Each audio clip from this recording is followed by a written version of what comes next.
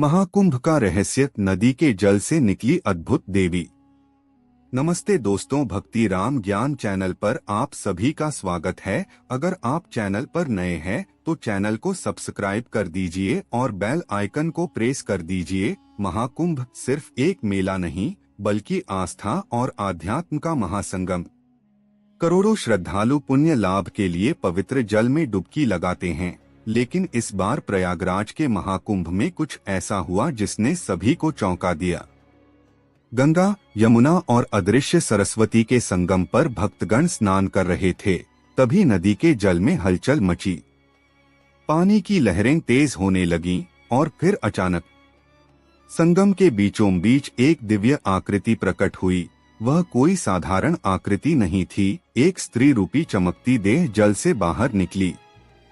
उसकी त्वचा चंद्रमा की तरह कांतिमान थी, उसके केश पानी में लहरों की तरह बह रहे थे और उसके चारों ओर दिव्य प्रकाश फैल रहा था। लोग हक्का बक्का रह गए। कुछ ने इसे गंगा माता का अवतार कहा तो कुछ ने माना कि यह सरस्वती देवी की दिव्य झलक थी। भीड़ में किसी ने मंत्रोच्चार शुरू कर दिया और कुछ श्रद्धालु तो उसी क्षण हाथ जोड़कर नतमस्तक हो गए। लेकिन तभी वह रहस्यमयी देवी आकृति धीरे धीरे जल में विलीन होने लगी। उसने किसी से कुछ नहीं कहा, बस एक करुणा भरी दृष्टि से भक्तों की ओर देखा और जल में समा गई। यह कोई साधारण घटना नहीं थी। क्या यह आस्था का चमत्कार था या किसी दैवीय शक्ति का संकेत? इस घटना के बाद पूरा महाकुंभ चर्चा में आ गया। न्यूज चैनलों और सोशल मीडिया पर इस रहस्य की कहानियां छाने लगीं। वैज्ञानिक इसे महज एक जलप्रभाव मान रहे थे, लेकिन जो लोग उस दिन वहां थे उन्होंने इसे देवी के दर्शन के रूप में देखा। क्या यह सच में देवी का प्रकट होना था या फिर कोई अनदेखी शक्ति हमें कोई संदेश देना चाह रही थी? क्या यह सच में देवी का प्रकट होना था या फिर कोई अनदेखी शक्ति हमें कोई संदेश देना चाह रही थी?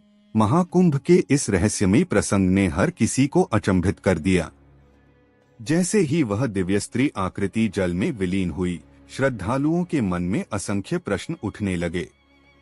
कुछ बुजुर्ग साधु इसे कलियुग में देवी का अलौकिक प्रकट होना मान रहे थे, तो कुछ विद्वानों का कहना था कि यह संगम की पवित्रता को बचाने का कोई दैवीय संकेत था। लेकिन यह केवल एक धार्मिक आस्था तक सीमित नहीं रहा। अगले ही दिन कई लोगों ने संगम के पास रात में रहस्यमय प्रकाश और जल में हलचल देखने का दावा किया। कुछ ने कहा कि उन्हें जल के भीतर किसी स्त्री का अस्पष्ट प्रतिबिंब दिखाई दिया, मानो कोई अब भी वहां मौजूद हो। प्राचीन ग्रंथों में इस घटना का संकेत, कुछ विद्वानों ने इस घटना को पौराणिक संदर्भों से जोड़ने की कोशिश की। पुराणों में कहा गया है कि सरस्वती नदी अदृश्य हो चुकी हैं, लेकिन जब जब धर्म संकट में आता है तब तब वह किसी न किसी रूप में प्रकट होती हैं। क्या यह देवी सरस्वती का प्रकट होना था? क्या यह एक चेतावनी थी कि हमें अपने कर्मों को सुधारना चाहिए और गंगा यमुना जैसी पवित्र नदियों की रक्षा करनी चाहिए? वैज्ञानिक दृष्टिकोण या चमत्कार? वहीं वैज्ञानिकों का मानना था कि यह केवल एक प्राकृतिक घटना या जल के भीतर किसी प्रतिबिंब का खेल हो सकता है। लेकिन सवाल यह उठता है, अगर यह सिर्फ एक भ्रम था तो फिर हजारों लोगों ने एक साथ वही दृश्य कैसे देखा? इस घटना के बाद कई भक्तों ने संकल्प लिया कि वे अब नदियों को स्वच्छ रखने और धर्म के मार्ग पर चलने का प्रयास करेंगे। आपका क्या मानना है? क्या यह सच में देवी का दिव्य रूप था? क्या यह हमें प्रकृति और आस्था के बीच संतुलन बनाने की चेतावनी थी या फिर यह केवल एक संयोग था? क्या यह सच में देवी का दिव्य रूप था? क्या यह हमें प्रकृति और आस्था के बीच संतुलन बनाने की चेतावनी थी या फिर यह केवल एक संयोग था? महाकुंभ में घटी इस रहस्यमय घटना ने न केवल श्रद्धालुओं को बल्कि विद्वानों और वैज्ञानिकों को भी सोचने पर मजबूर कर दिया। आखिर कौन थी वह दिव्य स्त्री? क्या वह केवल एक अलौकिक प्रकाश का प्रभाव थी या सच में कोई अनदेखी शक्ति हमारे बीच आई थी? आस्था और संकेतों की गूंज। कई संतों और तपस्वियों का मानना था कि जब भी धर्म संकट में होता है तब ईश्वर किसी रूप में प्रकट होते हैं। हो सकता है कि यह भी कोई संकेत था, कोई चेतावनी कि हमें अपने कर्मों को सुधारना होगा, नदियों को स्वच्छ रखना होगा और धर्म के मार्ग पर चलना होगा।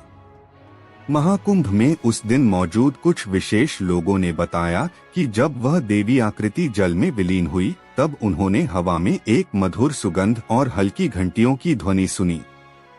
क्या यह मात्र एक संयोग था या यह संकेत था कि दैवीय शक्तियां हमारे बीच अब भी सक्रिय हैं? रहस्य की नई परत। एक अज्ञात भविष्यवाणी। इस घटना के कुछ दिन बाद एक वृद्ध तपस्वी जो वर्षों से तपस्या कर रहे थे, उन्होंने यह कहकर सबको और भी अधिक चौंका दिया, यह केवल एक संकेत नहीं था, यह एक भविष्यवाणी थी।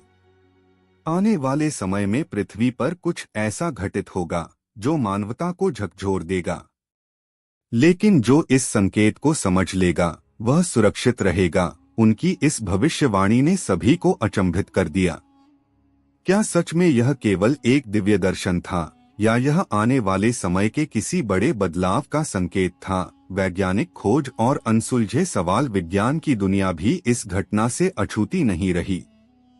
कई वैज्ञानिकों ने पानी की हलचल, प्रकाशीय प्रभाव और वातावरणीय कारणों पर शोध शुरू किया, लेकिन अब तक कोई ठोस निष्कर्ष सामने नहीं आया। लेकिन सवाल अब भी वही है, अगर यह सिर्फ एक भ्रम था तो हजारों लोगों ने एक साथ यह दृश्य कैसे देखा? आप क्या सोचते हैं? क्या यह सच में देवी का प्रकट होना था? क्या यह कोई भविष्यवाणी थी या यह सिर्फ एक अद्भुत संयोग था? क्या यह सच में देवी का प्रकट होना था? क्या यह कोई भविष्यवाणी थी या यह सिर्फ एक अद्भुत संयोग था? महाकुंभ के इस रहस्य ने हर किसी के मन में एक गूढ़ प्रश्न छोड़ दिया। कुछ लोगों ने इसे आस्था का चमत्कार माना तो कुछ ने इसे एक दैवीय संदेश। लेकिन सवाल अब भी वही है, अगर यह केवल एक संयोग था तो यह संयोग इतना अलौकिक क्यों लगा? इस घटना के बाद कई श्रद्धालुओं ने दावा किया कि रात में संगम के तट पर हल्की घंटियों की गूंज और किसी के स्तोत्र गाने की ध्वनि सुनाई देने लगी। कुछ लोगों को लगा कि यह कोई साधारण धार्मिक अनुष्ठान था, लेकिन जब कई लोगों ने एक ही समय पर जल के भीतर एक हल्की रोशनी के कंपन को महसूस किया तो बात और भी रहस्यमयी हो गई। इस घटना के कुछ दिन बाद एक अज्ञात वृद्ध तपस्वी जो वर्षों से तपस्या में लीन थे, अचानक संगम के किनारे प्रकट हुए। उनकी आंखों में एक अद्भुत तेज था। उन्होंने धीरे धीरे बोलना शुरू किया, जब संसार अधर्म और पाप में डूबने लगता है, जब मनुष्य अपनी जड़ों को भूल जाता है, तब प्रकृति और ईश्वर स्वयं संकेत देते हैं। यह केवल एक दर्शन नहीं था, यह एक संदेश था, परिवर्तन समीप है। उनकी इस भविष्यवाणी ने वहां मौजूद लोगों को झकझोर कर रख दिया। लोग एक दूसरे की ओर देखने लगे। क्या यह आने वाले कलयुग के और कठिन समय की चेतावनी थी? इतिहास को देखें तो जब कोई महान घटना घटित होने वाली होती है तब प्रकृति पहले ही कोई संकेत देती है। महाभारत युद्ध से पहले अशुभ संकेत मिले थे। रामायण में रावण वध से पहले आकाश में विचित्र घटनाएं हुई थीं।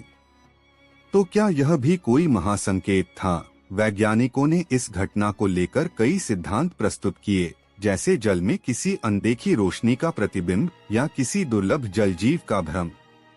लेकिन ऐसा प्रतिबिंब क्यों पहले कभी नहीं देखा गया? और अगर यह मात्र कोई जीव था तो वह अचानक जल में समाकर कहां चला गया? यह घटना एक अनसुलझे रहस्य की तरह महाकुंभ 2025 के इतिहास में दर्ज हो चुकी है। जो लोग वहां मौजूद थे उनके लिए यह कोई साधारण घटना नहीं थी। यह एक ऐसा अनुभव था जिसे वे कभी नहीं भूल सकते। क्या यह सच में दिव्य शक्ति का प्रकट होना था? क्या यह आने वाले किसी बदलाव की चेतावनी थी? या फिर यह मात्र एक अद्भुत संयोग था जिसे हमारी आस्था ने एक रहस्यमय रूप दे दिया? अपनी राय हमें कमेंट में जरूर बताएं। और अगर आप ऐसे ही रहस्यमय, आध्यात्मिक और अलौकिक घटनाओं की सच्चाई जानना चाहते हैं तो हमारे चैनल को सब्सक्राइब करें। धन्यवाद।